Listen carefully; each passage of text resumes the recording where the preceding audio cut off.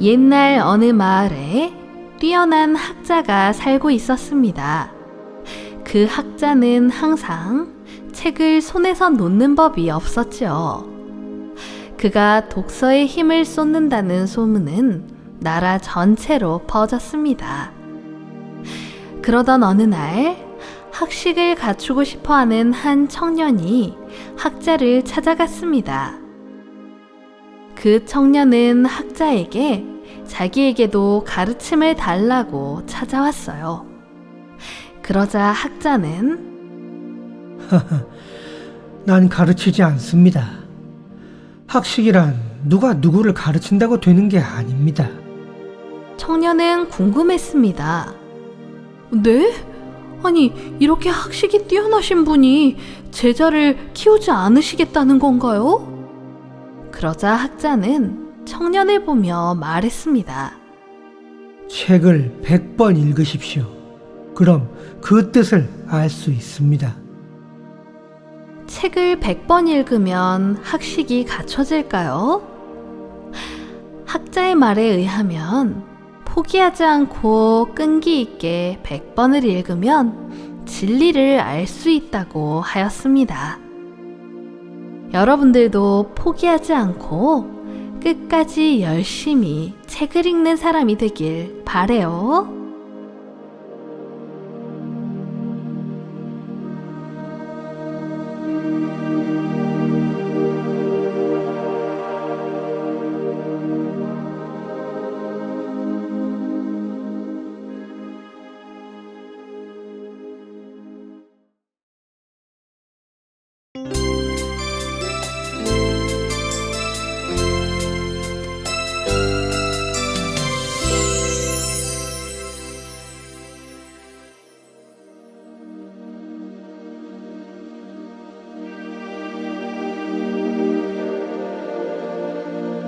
옛날 어느 숲속에 토끼가 살고 있었습니다. 그런데 토끼는 자기 몸이 작다는 것을 매우 싫어했습니다. 항상 목이 긴 사슴이 토끼를 작다고 놀렸기 때문이에요. 사슴은 항상 토끼에게 힘도 못 쓰고 팔도 짧고 목이 긴 것도 아니고 볼 게 없는 동물이라고 놀렸습니다. 토끼는 항상 아무 말도 할 수 없었어요. 그러던 어느 날 토끼는 사람 사는 마을 근처를 지나가게 되었어요. 그런데 거기에서 뻥튀기 장수를 우연히 보게 되었지 뭐예요? 뻥튀기 장사를 보고는 토끼는 너무 놀랐어요. 왜일까요? 옥수수를 뻥튀기 기계에 넣고 빙글빙글 돌리더니 갑자기 펑 소리가 나면서 그 옥수수 알이 커지는 걸 봤던 거죠. 그 모습을 본 토끼는 나도 저 기계 안에 들어가면 커질 수 있겠다고 생각을 하게 되었어요. 그래서 토끼는 뻥튀기 장수가 잠시 한눈을 판 사이에 몰래 기계 속으로 쏙 들어갔습니다. 그렇게 잠깐 있었더니 갑자기 옥수수 알갱이들이 막 들어오기 시작했어요. 그리고 잠시 후 기계가 막 돌아갔고 토끼의 몸이 뜨거워지기 시작했어요. 바로 그때 펑 소리가 나면서 옥수수와 토끼가 같이 뻥 튀겨진 거예요. 자, 어떻게 되었을까요? 그래요. 토끼도 커졌어요. 비록 털이 좀 새카매지긴 했지만 어쨌든 토끼의 몸이 커졌어요. 토끼는 다시 산속으로 들어갔어요. 얼마나 위풍당당하던지. 웬만한 동물보다 토끼가 더 커진 거예요. 숲속으로 가자마자 동물들을 괴롭히기 시작한 토끼. 멧돼지도 툭 치면 날아가고 호랑이는 근처에도 못 오고 진짜 토끼의 세상인 거예요. 그러다 보니 토끼는 친구가 하나둘 사라지기 시작했어요. 힘으로 정복하려고 하니 그 누구도 친구를 하지 않으려고 했어요. 그러던 어느 날이었습니다. 산에 사냥꾼이 나타났어요. 산속 친구들은 겁이 나서 전부 숲속 깊이 도망가기 시작했죠. 그때 토끼가 나타나서 사냥꾼에게 덤벼들기 시작했어요. 사냥꾼은 너무 놀랐어요. 이거 뭐야? 토끼야 뭐야? 사냥꾼은 너무 놀라 뒤로 넘어지면서 달아나고 말았습니다. 그때서야 산속에 숨어있던 동물들이 나오면서 토끼에게 고맙다고 말했습니다. 토끼도 동물들에게 앞으로는 내가 괴롭히지 않을 테니 다시 사이좋게 지내자 라고 말했습니다. 그리고 토끼는 산속 친구들과 행복하게 살았답니다.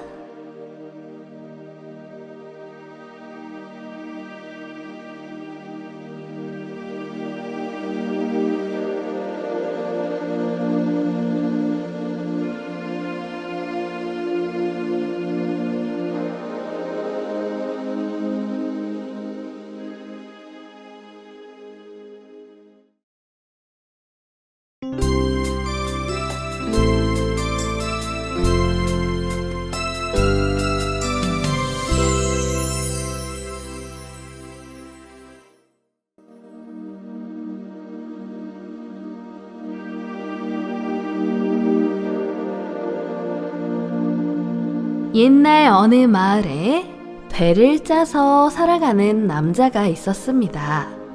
하루 종일 배를 짜서 자식들과 아내를 먹여 살리는 일은 너무나 힘든 일이었습니다. 남자는 가끔 이런 생각을 했습니다. 하루 종일 배를 짜는데 더 많이 짤 수도 없고 언제까지 이 수준에 머무를 수도 없고 왜 팔은 2개밖에 없는지.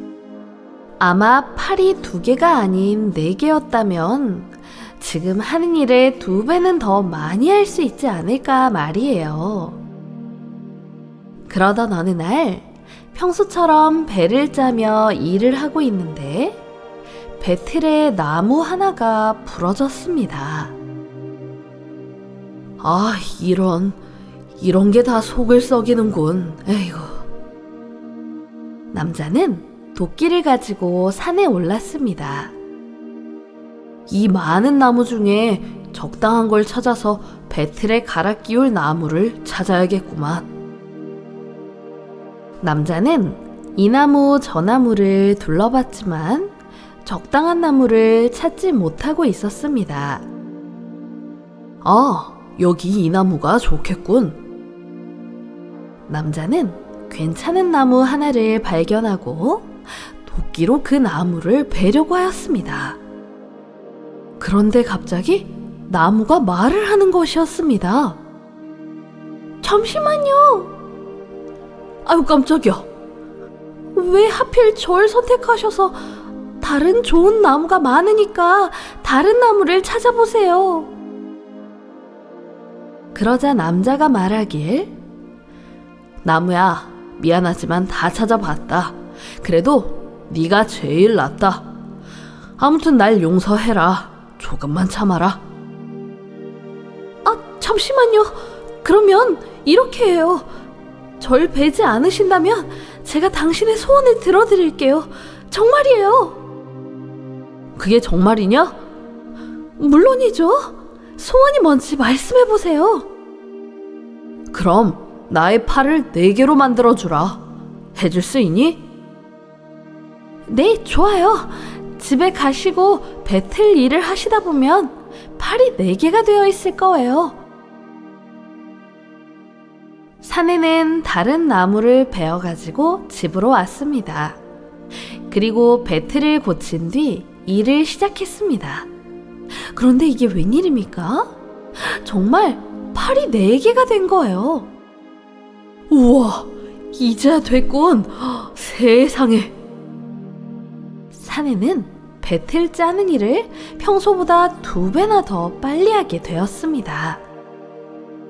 그래, 이 정도는 돼야지. 한참 후 아내가 집으로 돌아왔습니다. 그런데 아내가 남자를 보자마자 팔이 4개 달린 괴물이라며 소리 지르며 도망쳤습니다. 남자는 팔이 4개가 된 이유를 설명하려 했지만 아내는 남자의 말을 들으려 하지 않았습니다.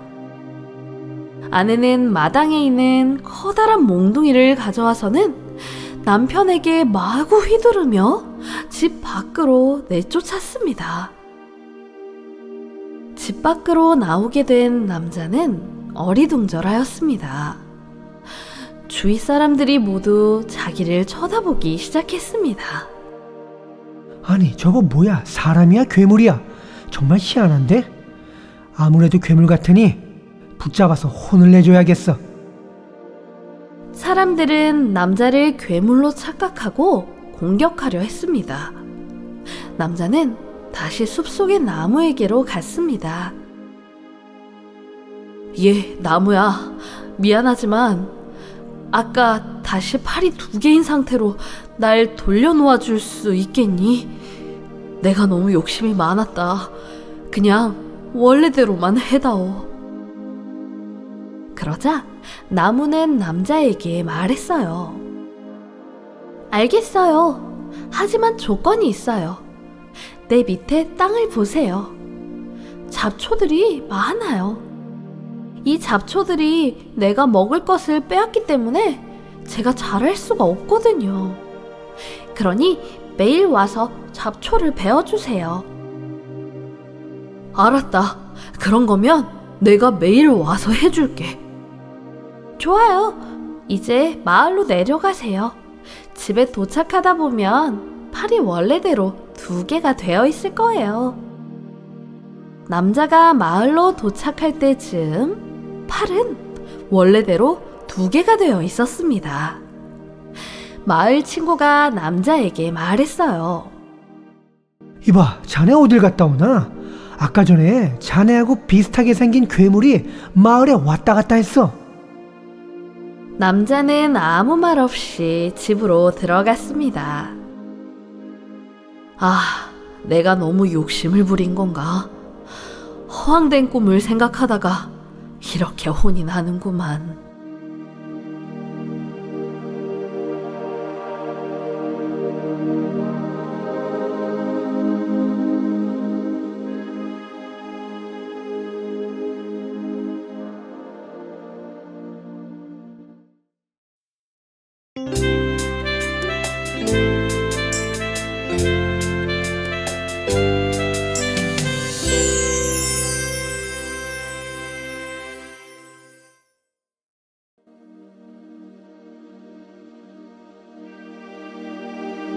옛날 어느 숲속에 산토끼와 자고새가 살고 있었습니다. 그러던 어느 날 사냥개들이 나타나 산토끼를 쫓기 시작했습니다. 산토끼는 큰 나무들이 빽빽한 숲속으로 달아났고 사냥개들은 결국 산토끼를 놓쳐버렸습니다. 아니, 이 애송이 토끼 녀석 재빨리 도망쳤군. 하지만 멀리 가지 못했을 거야. 야, 빨리 나오는 게 좋을걸? 그런다고 네가 도망칠 수 있을 것 같아? 사냥개들은 끈질기게 산토끼의 흔적을 찾기 시작했습니다. 궁지에 몰린 산토끼는 기회를 보다가 사냥개들이 한눈에 팔 때 도망치기 시작했습니다. 토끼는 자기 굴을 향해 달리기 시작했습니다. 사냥개들은 토끼가 뛰는 걸 보고 추격해오기 시작했습니다. 그런데 이때 한쪽에서 이 모습을 쭉 지켜보고 있던 자고새가 산토끼를 보고 비웃으며 말했습니다. 토끼 저놈, 항상 네 다리가 바람처럼 빠르다고 우쭐대지? 그래, 바람처럼 빠른 네 다리는 지금 어디 갔니? 보기 좋구만. 그때 하늘에서 먹잇감을 찾던 독수리. 독수리의 눈에 자고새가 보였습니다. 독수리는 빠른 속도로 자고새를 잡아 어디론가 사라졌습니다. 자고새는 자신이 높이 날 수 있으니 산토끼와 같은 위험을 당할 리가 없다고 생각했던 것입니다.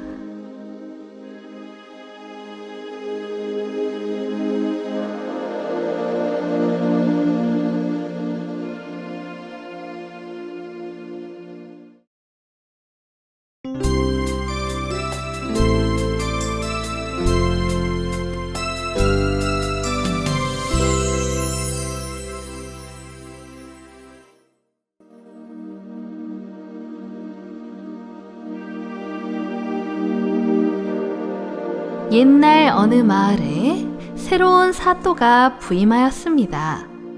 그 사또는 새로운 마을에 오게 되면 항상 시험해 보는 게 있었습니다.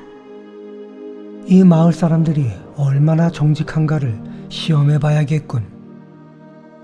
다음날 마을 사람 모두를 관가로 오게 한 다음 마을 사람들에게 말했습니다.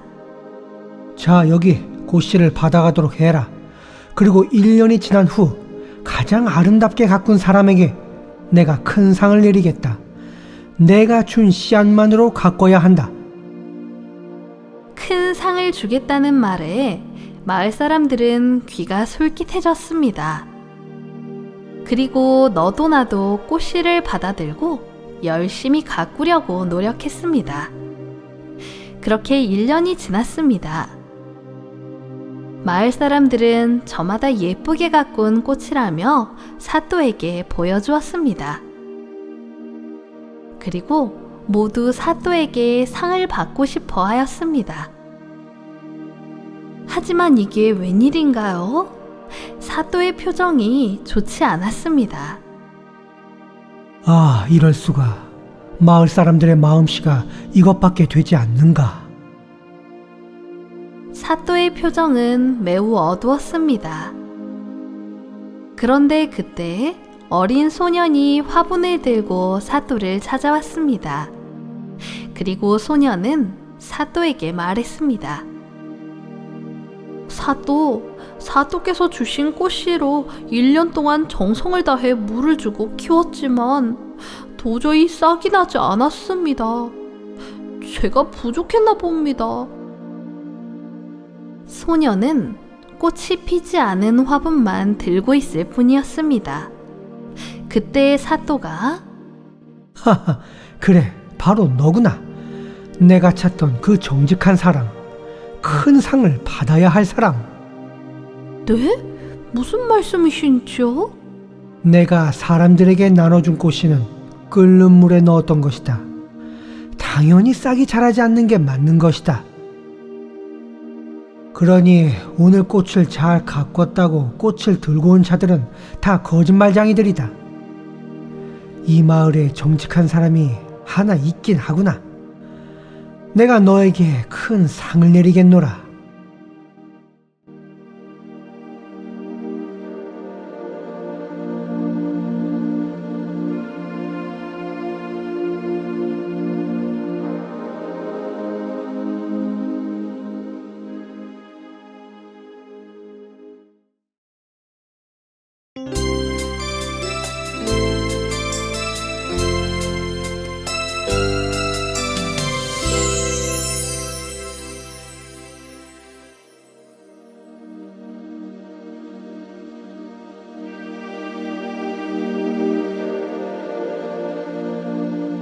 옛날 어느 마을에 형제가 살았습니다.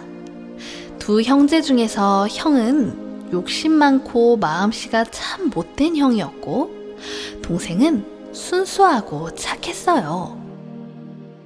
그러던 어느 날 형이 동생을 집에서 내쫓았습니다. 동생은 형님, 저한테 왜 이러세요? 지금 전 갈 데가 없어요. 그러자 형은 그건 내가 알 바가 아니라며 네가 알아서 잘 살아야 한다고 말하면서 동생을 내보냈습니다.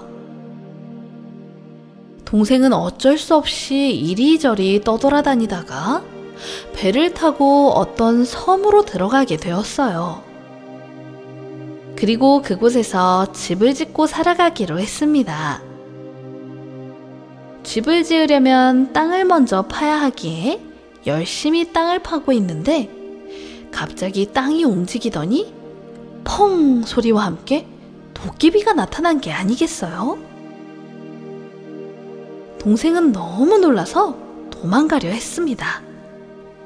하지만 도깨비는 놀랐지? 미안, 난 나쁜 짓을 많이 해서 벌을 받고 있었어. 오랫동안 땅속에 갇혀 있었지. 그런데 네가 날 살려줬구나. 동생은 너무 놀라 어찌할 바를 모르고 있었는데 도깨비는 동생에게 말했습니다. 네 덕분에 내가 살았으니 내가 너에게 선물을 하나 줄게. 이러면서 도깨비는 맷돌을 하나 주었어요. 이 맷돌은 그냥 맷돌이 아니야. 맷돌을 갈면서 갖고 싶은 걸 말하면 그 무엇이든 계속 나와. 그리고 멈춰라 맷돌! 이렇게 외쳐야 멈출 수 있어. 동생은 한번 실험을 해봤습니다. 맷돌아, 맷돌아, 쌀을 다오. 그러니까 맷돌에서 끝없이 쌀이 나오기 시작했어요. 그리고 멈춰라 맷돌! 이렇게 하니 쌀이 나오다가 멈췄어요. 동생은 그날 이후로 원하는 모든 걸 가질 수 있었기에 금방 부자가 되었답니다. 그런데 이 소문을 들은 형이 뭔가 수상하다고 느꼈습니다. 이 녀석이 이렇게 빨리 부자가 될 수 없는데 뭔가 있을 거야. 형은 동생이 있는 섬으로 배를 타고 몰래 들어갔습니다. 그리고 동생을 훔쳐보았어요. 형은 동생의 맷돌에서 원하는 모든 것이 나오는 걸 알게 되었습니다. 아, 저거였군. 그래, 저 맷돌을 훔치면 되겠다. 형은 밤이 될 때까지 기다린 후 동생의 맷돌을 훔쳤어요. 그리고 빨리 집으로 가기 위해 배를 맷돌에 싣고 자기 집으로 향했어요. 배 안에서 형은 이제 자기도 부자가 되는 일만 남았다며 너무나 들떠 있었어요. 형은 성격이 급해서 빨리 실험해보고 싶어졌어요. 그래서 형은 맷돌을 갈며 무슨 소원을 빌까? 그래, 소금이 돈이 되니까 소금을 달라 해야지. 맷돌아, 맷돌아, 소금다오. 맷돌아, 맷돌아, 소금다오. 그러자 맷돌에서 소금이 나오기 시작했습니다. 형은 눈앞에 보이는 이 광경이 너무 신기했습니다. 그런데 이제 맷돌에서 나오는 소금을 그만 나오게 해야 되겠죠? 그런데 형은 맷돌에서 나오는 소금을 멈추게 하는 방법을 몰랐던 거예요. 아이고, 이걸 어떻게 멈추나? 그만! 하지만 정확한 주문이 아니면 맷돌이 멈추지 않았기에 소금은 계속 나오고 있었습니다. 결국 배의 크기보다 더 많이 소금이 나오면서 배가 뒤집히고 말았습니다. 형은 바다에 빠져 죽고 맷돌은 바다에 가라앉았습니다. 여러분, 바닷물이 짠 거 다 아시죠? 바로 이 맷돌이 지금까지도 계속 소금을 만들어내서 바닷물이 짠 거랍니다.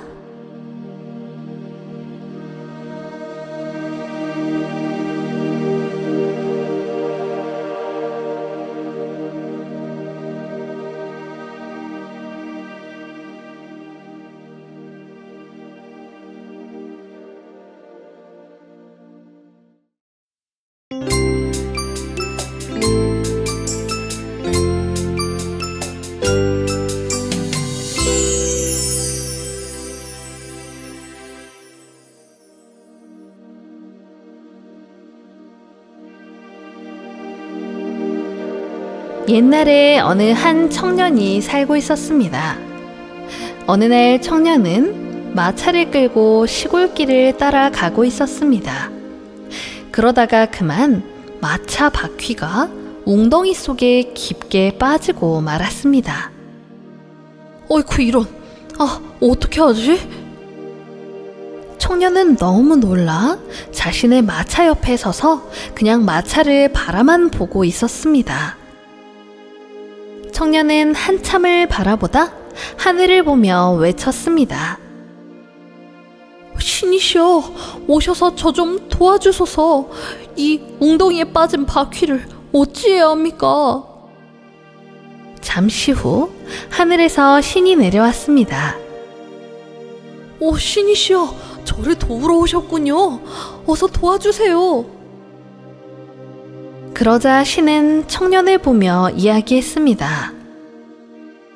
네 이놈, 뭘 도와달라는 게냐? 저 수레바퀴를 너의 어깨로 들어 보았느냐? 아니면 긴 막대기를 이용해 바퀴를 빼내어 볼 시도는 안 해봤느냐? 뭔가 하는 신용이라도 하고 최선을 다해 노력한 후에 나에게 도움을 청해야 될 것 아니냐? 제가 너무 생각이 짧았습니다. 그래, 하늘은 스스로 돕는 자를 돕는 법이라는 걸 결코 잊어서는 안 될 것이다.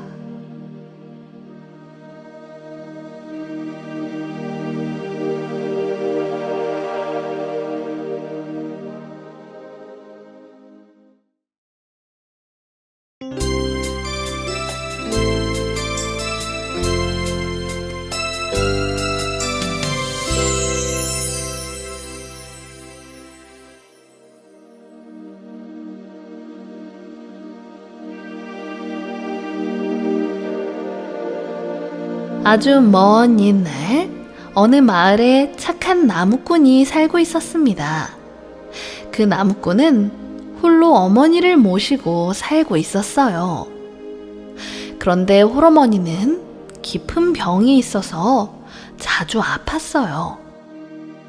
나무꾼은 어머니를 유명하다는 병원에 데리고 갔지만 모든 병원에서는 고칠 수 없다고 말했어요. 나무꾼의 마음은 너무나 아팠어요. 그러던 어느 날이었습니다. 나무꾼의 꿈에 어떤 산신령이 나타났어요. 그리고 나무꾼에게 너는 내일 어떤 그릇을 발견하게 될 것이다. 이런 얘기만 남긴 채 산신령은 사라졌고 나무꾼은 꿈에서 깨어났어요. 이게 무슨 꿈이지? 그릇? 무슨 말이지? 나무꾼은 그냥 그런가 보다 하고 평상시처럼 나무를 하러 산에 올라갔어요. 나무꾼이 일을 다 마친 후 집으로 내려갈 때 목이 말라서 주변에 가까운 작은 계곡에서 물을 마시게 되었어요. 그런데 계곡 근처에 깨진 그릇 하나가 보였어요. 그릇이잖아? 깨졌는데? 나무꾼은 아무 생각 없이 그릇에 물을 담아봤어요. 그런데 분명 밑바닥이 깨진 그릇이었는데 물이 담겨졌어요. 전혀 새지 않았어요. 그래서 나무꾼은 생각했어요. 꿈에 나타난 산신령의 말씀이 바로 이거구나. 나무꾼은 깨진 그릇을 가지고 집으로 왔어요. 그리고 그 그릇에다가 약초를 넣었어요.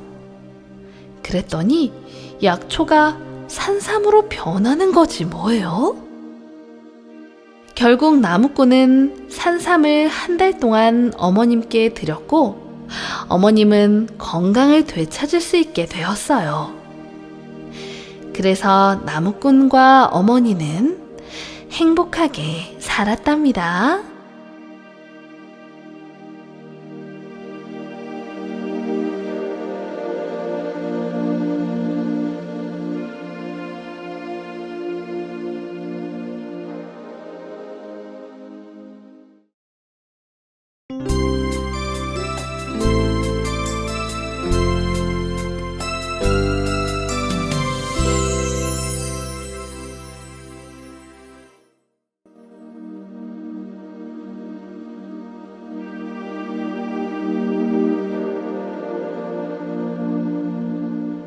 아주 먼 옛날 어느 집에 큰 잔치가 벌어졌습니다.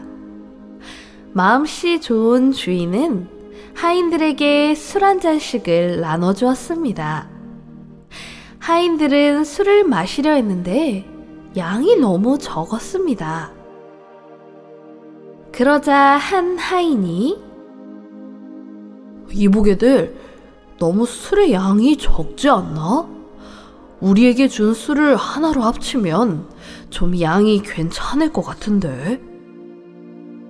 맞아. 먹으려면 좀 넉넉해야지.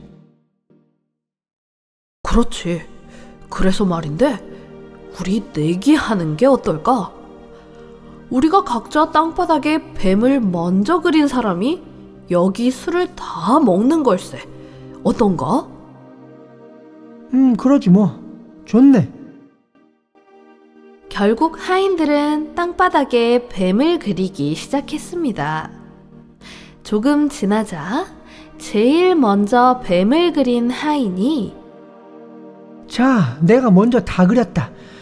이제 이 술은 나의 것이다. 그러자 옆에 있던 하인이 잠깐, 이보게, 자넨 그 뱀 그림이 틀렸네. 아니 세상에 뱀에 다리가 달려있지 않나? 다리가 달린 뱀이 어딨나? 이건 잘못된 그림일세. 내 걸 보게. 완전한 뱀 아닌가? 내가 가장 정확한 그림을 그렸으니 이 술은 내가 먹겠네.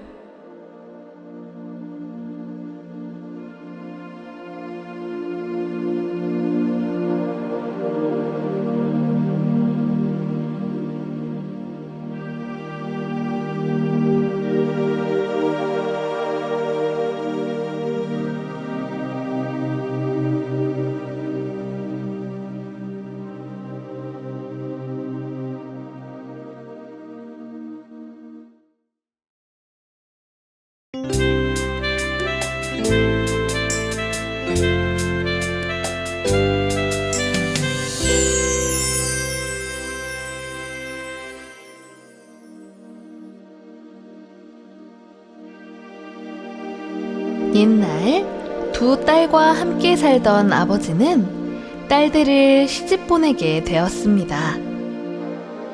첫째 딸은 진흙으로 토기를 만드는 옹기장이에게 시집을 보냈고, 둘째는 채소 농사꾼에게 시집을 보냈습니다. 한 2년 정도 흘렀을까요? 아버지는 갑자기 시집간 딸들이 보고 싶었습니다.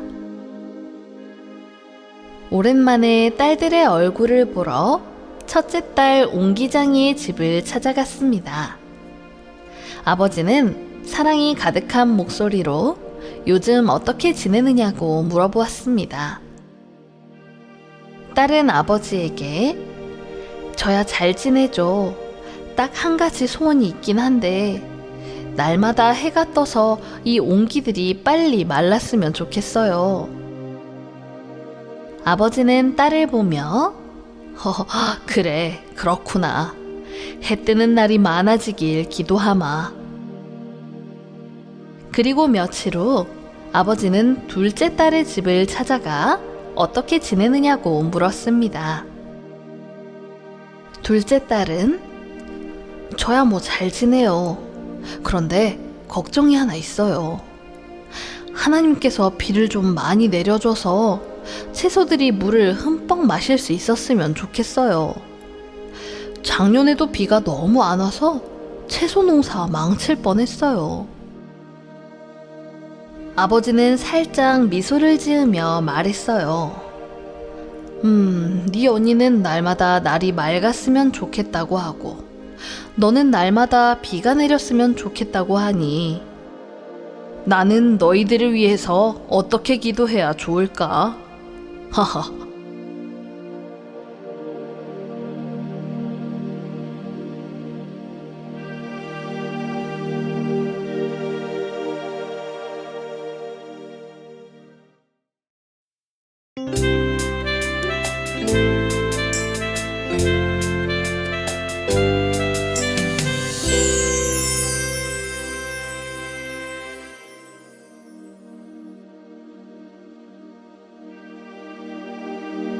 옛날 어느 마을에 부유한 양치기가 해변에서 자신의 양들에게 먹이를 먹이고 있었습니다.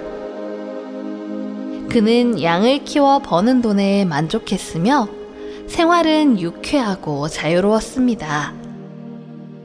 그러던 어느 날 바다를 구경하고 있었는데 수많은 물건들을 배에 실어 나르는 모습을 보고 부러운 마음이 생겼습니다. 내가 이 젊은 나이에 양치기만 하고 살 수는 없는 거 아닌가? 나도 양들을 팔면 돈이 좀 생길 텐데 그걸로 무역상을 하면 괜찮지 않을까? 그러자 옆에 있던 친구가 말렸습니다. 무역은 아무나 하는 게 아니라며 괜히 이상한 생각하지 말라고 말입니다. 하지만 양치기는 그래도 나 정도면 무역상 정도는 할 수 있다고. 이제부터 무역상으로 인생을 살고 싶은 의지를 드러냈습니다. 얼마 후 양치기는 자신의 양떼를 모두 팔아 돈을 마련하고 무역을 하러 바다로 나섰습니다. 자, 이제 몇 달이 흘렀습니다. 어떻게 되었을까요? 처음엔 잘 되는가 싶더니 불행하게도 풍랑의 배가 뒤집히는 바람에 바다가 그의 전 재산을 삼켜버리고 말았습니다.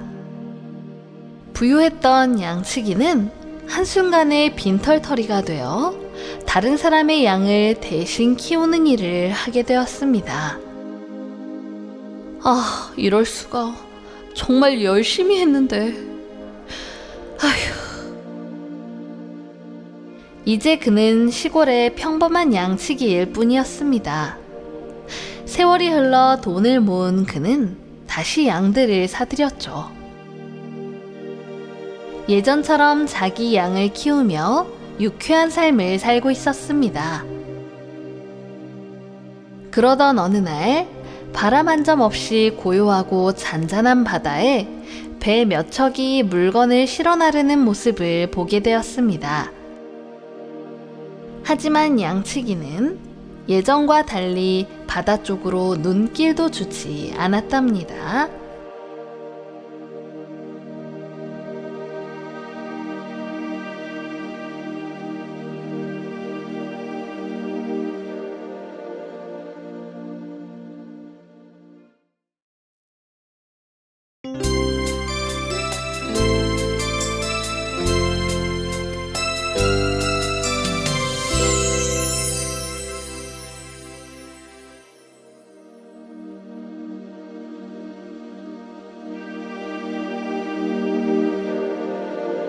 옛날 아주 깊은 산길에 아기 염소 삼형제가 살았어요. 염소 삼형제는 하루 종일 풀을 뜯어먹으며 살았죠. 시간이 흘러 푸르던 풀밭에는 아무것도 남지 않고 돌더미들만 남게 되었습니다. 그래서 염소 삼형제는 새로운 풀밭을 찾아 길을 떠났어요. 산 넘고 들판을 지나 염소 삼형제는 걷고 또 걸었습니다. 그러다가 드디어 강 건너 언덕에 넓은 풀밭이 보이는 거예요. 염소 삼형제는 마지막 힘을 다해 그곳으로 뛰어갔어요. 얼마나 기뻤는지 정신없이 염소 삼형제는 풀밭으로 달려갔습니다. 그런데 푸른 언덕으로 가려면 다리를 건너야 했는데 그 다리 밑에는 무시무시한 괴물이 살고 있었어요. 세상에, 저기 좀 봐. 저 끔찍한 괴물들. 우리 그냥 돌아가자. 둘째와 셋째 염소는 잔뜩 겁에 질려 그냥 돌아가자고 했어요. 그런데 첫째 염소가 힘내자 얘들아, 우리는 할 수 있어. 정말 우리가 할 수 있을까? 그래, 한 명씩 다리를 건너는 거야. 알았지? 먼저 막내 염소가 다리를 건너갔어요. 그때였어요. 무시무시한 괴물이 날카롭고 억센 이빨을 드러내며 말했어요. 누가 내 다리를 건너는 거냐? 배가 고팠는데 마침 잘 되었다. 그러자 막내 염소는 살려주세요. 전 너무 말랐어요. 바로 뒤에 오는 염소는 저보다 통통해요. 그러자 괴물은 아, 그래?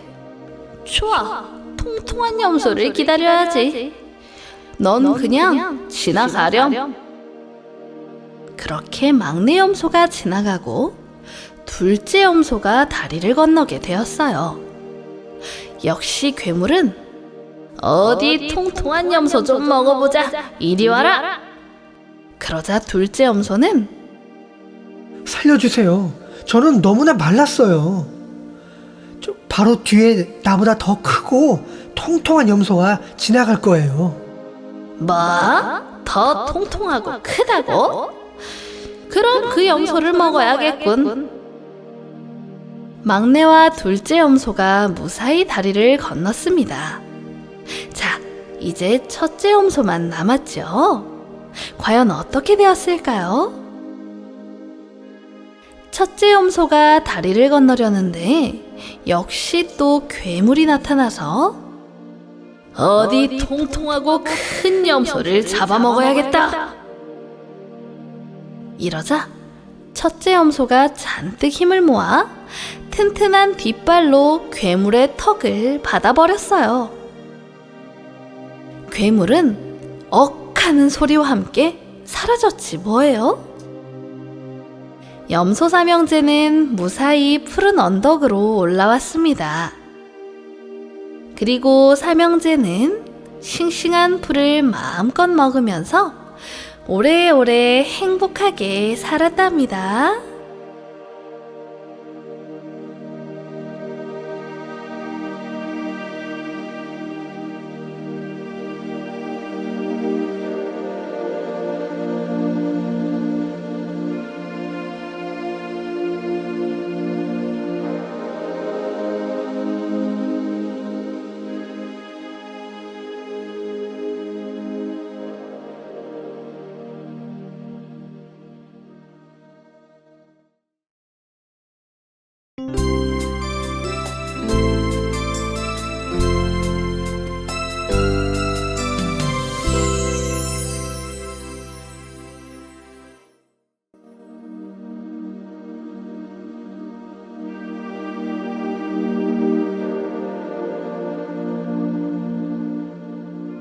옛날 어느 마을에 지혜로운 어른이 살고 있었습니다. 그러던 어느 날 이 어른이 길을 가다가 우연히 어떤 웅덩이에서 무언가를 찾는 사람을 보게 되었습니다.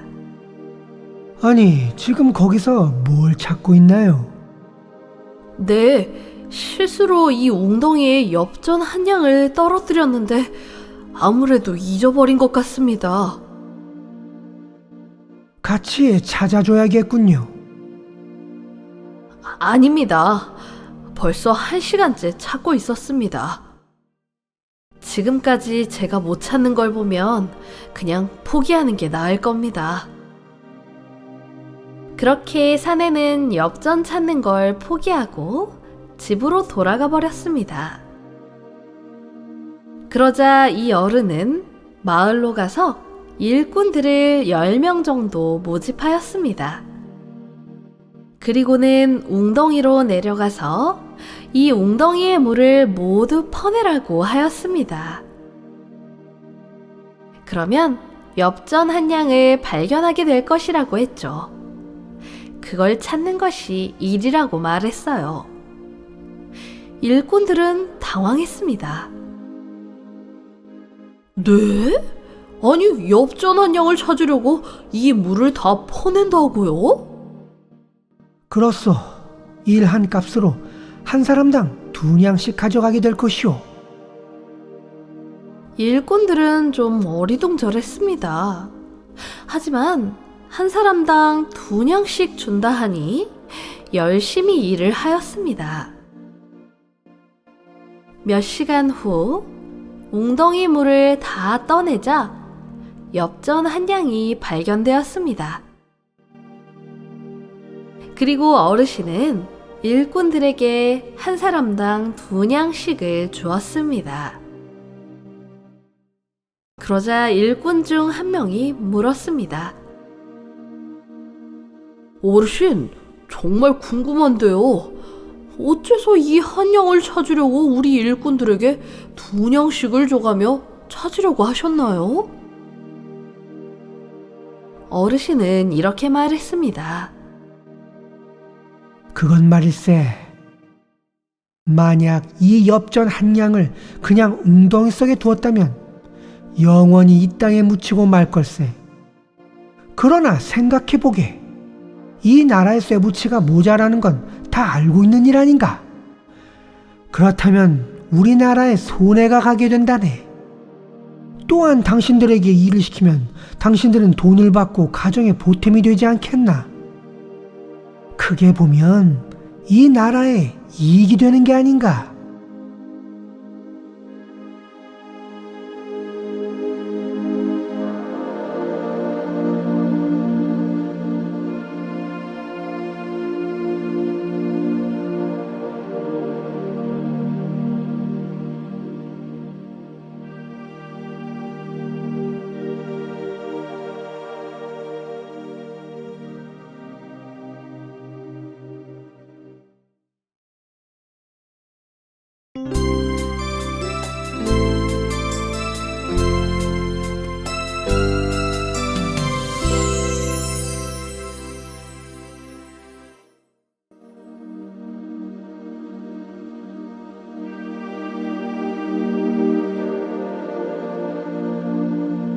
옛날 어느 마을에 착한 노인이 살고 있었습니다. 그런데 이 노인에게는 딸이 하나 있는데 너무 허영심이 많았습니다. 난 아무하고나 결혼할 수 없어요. 날 만족시킬 수 있는 최고의 남자를 만날 거예요. 난 백마탄 왕자 정도가 되어야 해요. 그리고 나에게 많은 금을 바칠 수 있는 그런 남자여야 해요. 정말 노인은 너무나 걱정이 되었습니다. 그러던 어느 날 딸이 자고 일어나더니 신기한 꿈을 꾸었다고 아버지에게 자랑하는 게 아니겠어요? 아버지, 내가 어젯밤에 꿈을 꿨는데 세상에 백마탄 왕자가 나타났지 뭐예요? 그리고 금덩어리로 된 집으로 절 초대했어요. 얼마나 행복하던지. 지금도 꿈이 생생해요. 노인은 딸의 꿈 얘기를 들으며 절망에 빠졌습니다. 그런데 잠시 후 놀라운 일이 벌어졌습니다. 실제로 집 앞에 백마탄 왕자가 나타난 것입니다. 그리고 대뜸 노인의 딸과 결혼을 하겠다는 겁니다. 전 백마와 금덩이를 가지고 있는 이웃나라 왕자입니다. 집에는 모든 것이 다 금입니다. 딸은 왕자를 본 후 첫눈에 반했습니다. 어머, 드디어 내가 바라던 사람이군요. 이제 저는 왕비가 되는 거군요. 노인은 너무 황당하여 말을 잇지 못하고 있었습니다. 노인의 어떤 허락도 떨어지기 전에 딸은 너무나 좋다며 백마탄 왕자의 마차로 올라탔습니다. 그리고 딸은 이웃나라 백마탄 왕자와 결혼하기로 했습니다. 딸은 왕자의 집에 도착했습니다. 역시 왕자의 집은 모든 것이 금으로 만들어져 있었습니다. 자, 이 집에 있는 모든 것이 다 당신 것이오. 당신은 이 나라의 왕비입니다. 어머, 너무나 꿈만 같아요. 자, 이제 배가 고프니 식사를 합시다. 그런데 놀라운 일이 벌어졌습니다. 식사를 하려고 하는데 차려진 음식들이 전부 금으로 된 빵, 금 우유, 은과 동으로 된 반찬뿐이었습니다. 저기, 금으로 된 음식은 사람이 먹을 수가 없잖아요. 밀로 만든 제대로 된 우유와 빵을 주세요. 무슨 소리입니까? 그런 건 없습니다. 우리 집은 모든 것이 금과 은으로 된 것만 존재합니다. 왜 금빵과 은빵을 두고 밀빵을 찾습니까? 딸은 이게 무슨 일인가 너무나도 황당했지만 이미 결혼을 하기로 다짐했기에 다시 집으로 돌아갈 수가 없었습니다. 결국 딸은 평생을 후회하게 되었답니다.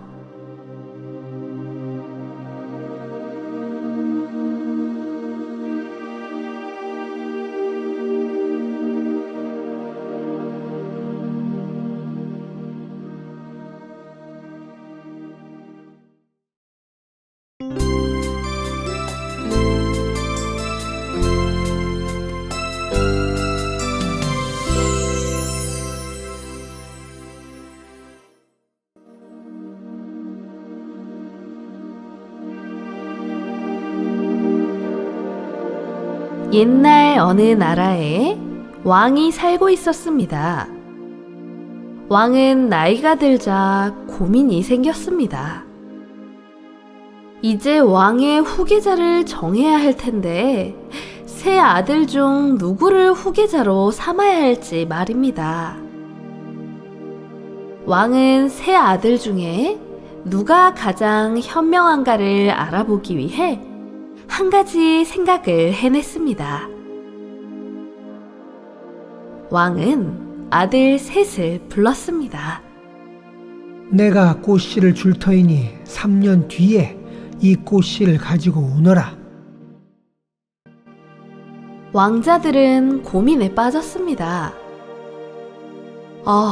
이 꽃씨를 3년 동안 어떻게 해야 무사히 보관할 수 있지? 그래서 첫째는 꽃씨를 자기 방의 항아리에 넣어두고 매일 확인하는 방법을 생각했습니다. 그리고 둘째는 꽃씨를 팔아 그 돈을 저금해 두었다가 3년 뒤에 다시 같은 종류의 꽃씨를 살 생각이었습니다. 그리고 막내는 뜰로 가서 직접 밭을 갈고 꽃씨를 뿌렸습니다. 3년이 지났습니다. 왕이 세 아들을 불렀습니다. 왕자들아, 3년이 지났다. 내가 주었던 꽃씨를 내놓아 보거라. 첫째는 항아리로 가서 뚜껑을 열어보았습니다. 그러나 이미 꽃씨는 말라 죽은 상태였습니다. 둘째는 시장에 꽃씨를 사러 갔습니다. 그러나 같은 종류의 꽃씨는 없었습니다. 왕은 말했습니다. 이런 어리석은 왕자들, 지금 뭐 하는 건가? 막내는 어찌 되었나? 네, 꽃씨를 보여드리겠으니 밭으로 같이 가시죠. 그곳에는 아름다운 꽃들이 만발하고 있었습니다. 여기 꽃씨가 있습니다. 꽃씨는 자연과 더불어 있을 때 제 기능을 하는 것입니다. 그래서 일부러 꽃씨를 털어내지 않았습니다. 만약 꽃씨가 필요하시면 언제든지 이곳으로 오셔서 조금씩 가져가시면 됩니다. 왕은 감탄하며 말했습니다. 그래, 현명한 자가 누군지 알겠다. 막내 왕자를 내 후계자로 삼겠다.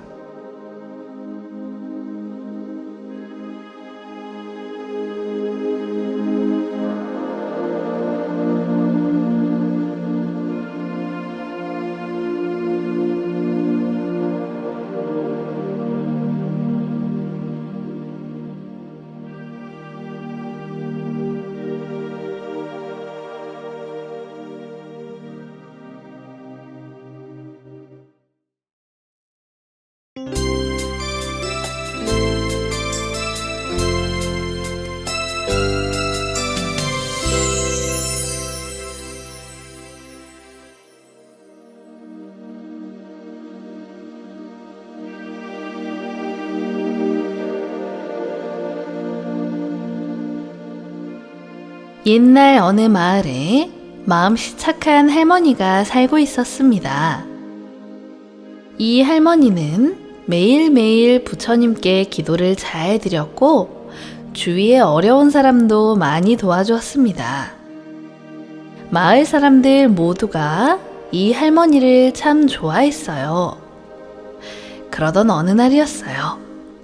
할머니는 우연히 꿈을 꾸게 되었어요. 그런데 할머니의 꿈에 어떤 백발의 노인이 나타났어요. 그리고 이렇게 말했어요. 너의 정성과 착한 마음이 하늘을 감동시켰다.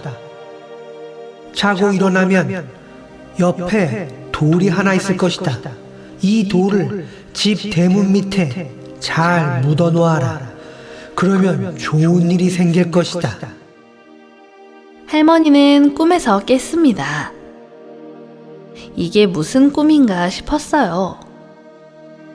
그런데 세상에 정말로 할머니 머리 옆에 웬 조그만 돌이 하나 있는 게 아니겠어요?